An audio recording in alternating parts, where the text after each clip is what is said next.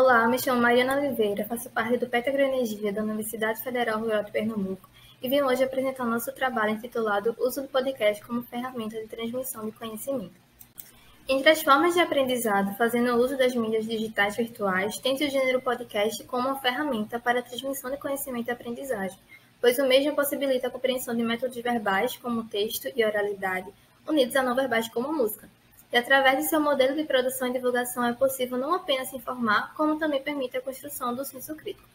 Dessa forma, o PET Agroenergia objetivou criar um podcast para abordar e discutir temas referentes ao programa de educação tutorial.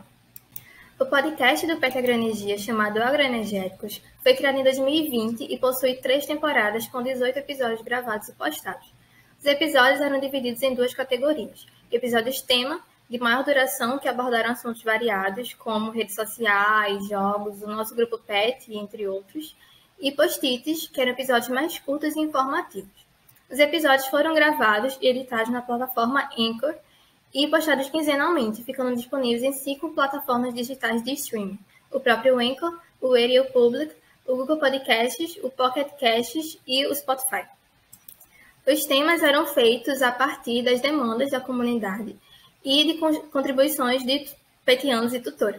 O roteiro foi estruturado por abertura, descrição do tema, apresentação dos anfitriões e convidados e condução da conversa.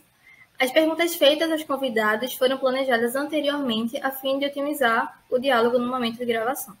Os convidados eram definidos no momento de elaboração dos temas e os convites enviados por e-mail. Em 2020, foram gravados 6 episódios, com média de aproximadamente 10 ouvintes em cada episódio.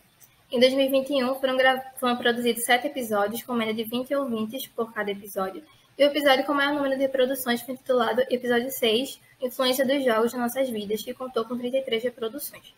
Em 2022, foram confeccionados 5 episódios tema, com valor médio de reprodução de 19 ouvintes por episódio. Comparando as 3 temporadas do podcast nos anos de 2020, 2021 e 2022, com relação ao número de reproduções, observa-se um aumento desse número que passou de 64 em 2020 para 141 em 2021, totalizando um aumento de 120%. No geral, o podcast obteve 305 reproduções e o Spotify foi a plataforma com o maior número de ouvintes, representando 88% do total. Com relação à idade dos ouvintes, a faixa com maior quantitativo de ouvintes é de 23 a 27 anos, com 29%.